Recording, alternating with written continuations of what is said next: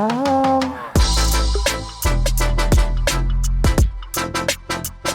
feel like Aaron Rodgers is the most valuable commodity, even with the coaches on the board.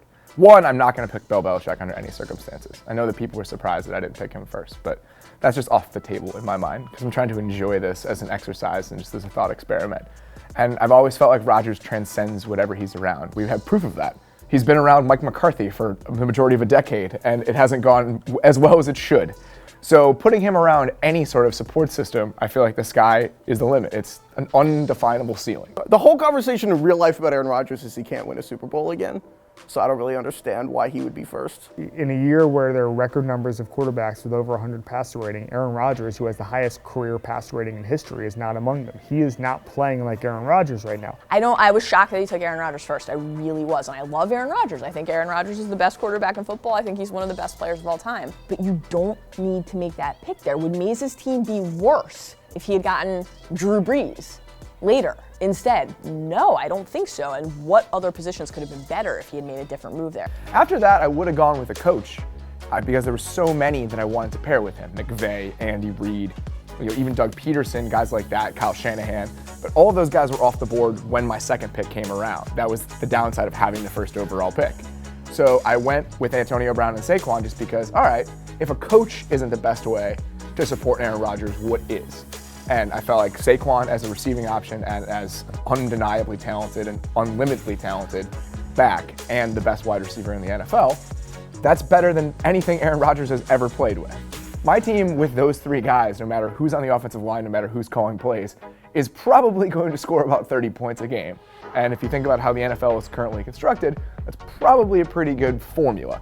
I love Mays' team. I think Mays might have my favorite team because he just went all in on building the most fun, most talented offense around Aaron Rodgers possible. Saquon Barkley way too high. We've gone over this. I just don't think a running back is that valuable. There is no situation in which I would have taken a running back with my second pick. Saquon Barkley, I guess, is good for a running back, but I just think that's way too early. You don't get enough value for it. I think Saquon Barkley, a little bit early. I mean, again, we've seen what the Giants have done designing their offense around a running back. It just doesn't really work. I love Saquon Barkley, but I would have went probably with a play caller in that situation. You can get running backs later on. And then Fletcher Cox, in my opinion, has just been dominant. Of all the defensive players that were left on the board, and I wanted to go defense, I just felt like he was the guy that could have the biggest impact independent of anything.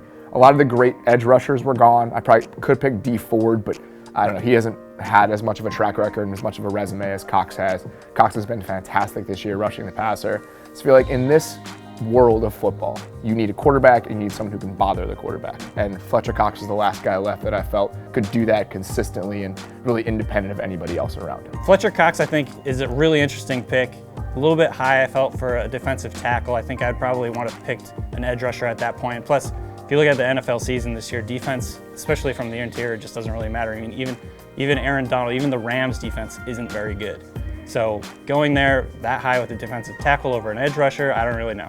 The head coach, who was left for me?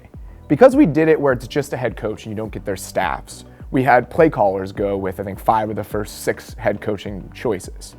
And that's tough because when all the play callers are gone, you remove certainty of what your offense is going to look like with the guys that I had. So I went with a coach who had the best track record of the guys that were left. I feel like Ron Rivera consistently, even though he's a defensive coach, produces really good teams and he produces offenses that have been allowed to succeed even if he's not overseeing them. If in this hypothetical I get Norv Turner, who is doing a fantastic job with the Panthers offense this year, then I feel pretty good about where my team sits with Ron Rivera, CEO head coach. Ron Rivera. When Mays made his picks, he said, I have Antonio Brown, Saquon Barkley, and Aaron Rodgers. They could hire me as head coach. But I've got bad news, Mays. You can't do that. You had to hire Ron Rivera instead. And you might be a better coach than Ron Rivera. I guess the question is, how much of an offense is Aaron Rodgers going to build himself? I don't know the answer to that, but I know Ron Rivera won't be helping. It actually is an inside joke that had been made in Slack earlier in the draft, who was going to end up taking Ron Rivera, and then Mays did it, and people just threw the Slack back in his face. And again, it's the last pick, but like, is Riverboat Ron really who you want to be sailing with? Aaron Rodgers can have all of the weapons around him in the world, as we've seen in Green Bay, but if he doesn't have an imaginative coach there running a scheme for him to be creative in, it's just not going to work. I think Mays had a very good draft. I don't know what the pairing of Aaron Rodgers with Ron Rivera would look like, but I liked everything up to that point. If there's anything he could have done differently, I think it's that with his wild card, he shouldn't have taken Fletcher Cox, who's an awesome player, but he should have taken Travis Kelce.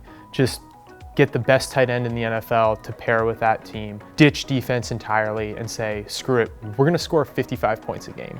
It's tough because Robert Mays writes about football, podcasts about football for TheRinger.com, and his credibility as an NFL analyst is important. And so I feel like I'm betraying him and the company by saying that his team is clearly one of the worst that was drafted. I don't really know how this happened. I mean, that group with Rodgers, Antonio Brown, and Saquon, I just feel like they have a chance to be so electric, so many huge plays. Look at what the Giants are right now. If you put Aaron Rodgers with even that Giants offensive line, that offense is really, really good. I mean, Saquon has been able to do work behind arguably the worst offensive line in football, and Odell Beckham with the guy that can throw more than 10 yards downfield, he's gonna make stuff happen. So I'm switching out Antonio Brown for Odell Beckham and Eli Manning for Aaron Rodgers. I think that's gonna work out just fine.